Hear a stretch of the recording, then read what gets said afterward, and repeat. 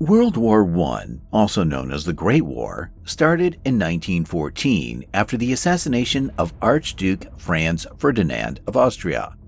His murder catapulted into a war across Europe that lasted until 1918. Thanks to new military technologies and the horrors of trench warfare, the Great War saw unprecedented levels of carnage and destruction. By the time the war was over and the Allied powers had won, around 20 million soldiers and civilians alike were dead and 21 million people were wounded. Its outcome also changed the lives of many people. Among them were the future World War II leaders.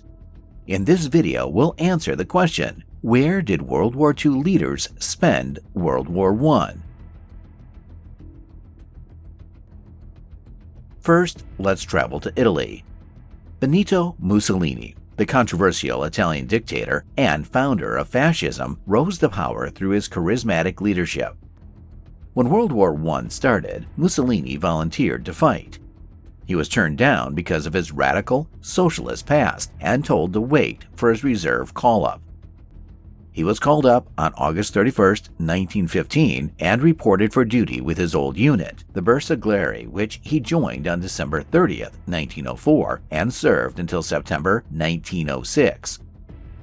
After a 2-week refresher course, he was sent to the Isonzo front, where he took part in the Second Battle of the Isonzo in September 1915. His unit also took part in the Third Battle of the Isonzo in October 1915. Overall, he totaled about 9 months of active front-line trench warfare. His military exploits ended in February 1917 when he was wounded accidentally by the explosion of a mortar bomb in his trench. He was left with at least 40 shards of metal in his body and had to be evacuated from the front.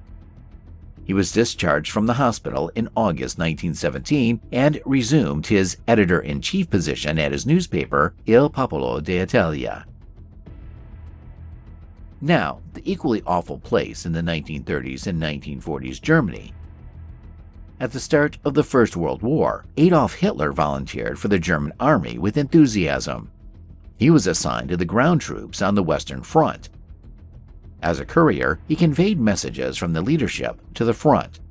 The work was dangerous, but much less so than that of the soldiers at the front.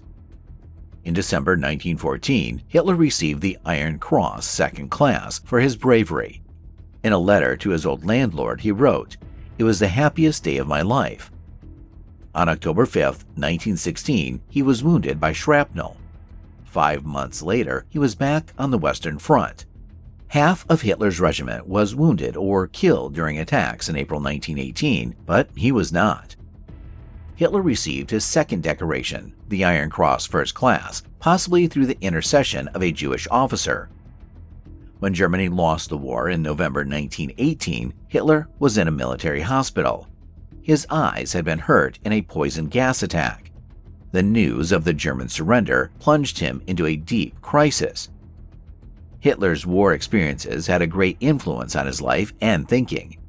In the aftermath of the war, he became radicalized and went into politics.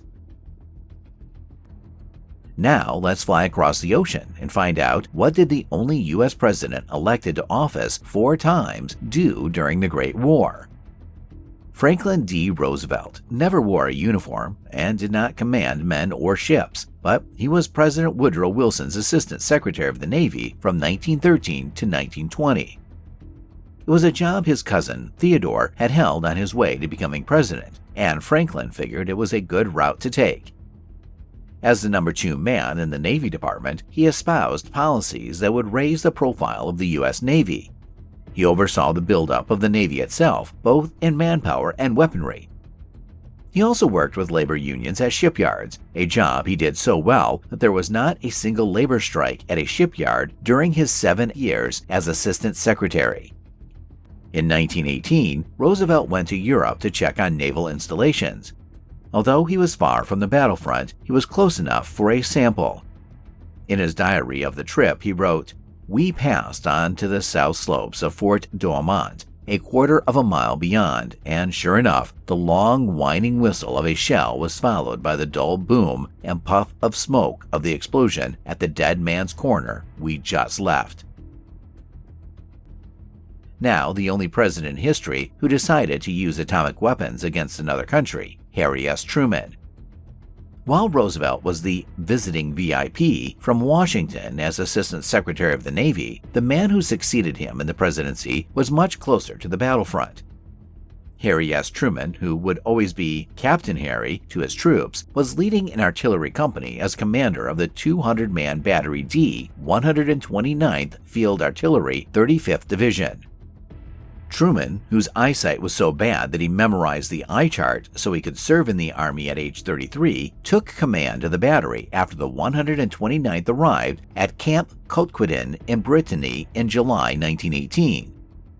The 129th then undertook a 100-mile march to its new location in the Argonne Forest and immediately faced 5 days of intense combat.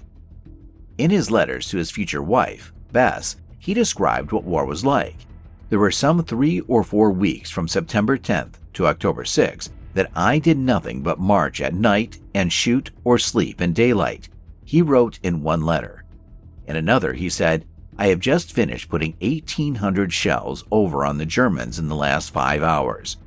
They don't seem to have had enough energy to come back yet. I don't think they will.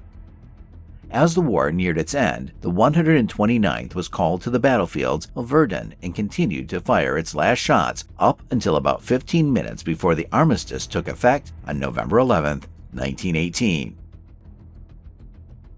What about the Supreme Commander of the Allied forces in Europe during World War II? Dwight D Eisenhower was a newly minted second lieutenant in 1915 and ready for combat and command when the United States joined World War I in 1917, but it was not to be. He had shown skills in organizing and planning and never got a combat command in Europe in World War I. In fact, he never made it out of the country. He was even reprimanded for applying for overseas duty so often. So, Lieutenant Eisenhower had to settle for duty stateside. In early 1918, he took command of Camp Colt in Pennsylvania, the Army's first training camp involving tanks. His first major problem was acquiring tanks to train with. Instead, he had the men work on internal combustion engines while others learned telegraphy, a skill needed in Europe. To replicate riding a tank and using a machine gun or small caliber cannons, he mounted the weapons on the back of flatbed trucks. Finally, however, he got his wish, orders to depart for France in mid-November 1918. But he had to wait more than 25 years with visiting France because the war ended on November 11, 1918. Now, the only man who shared a room with Vladimir Lenin after his death, Joseph Stalin.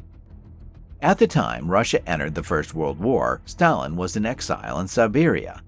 In October 1916, he was drafted into the Russian army, but did not serve due to a badly injured arm that he had hurt as a child.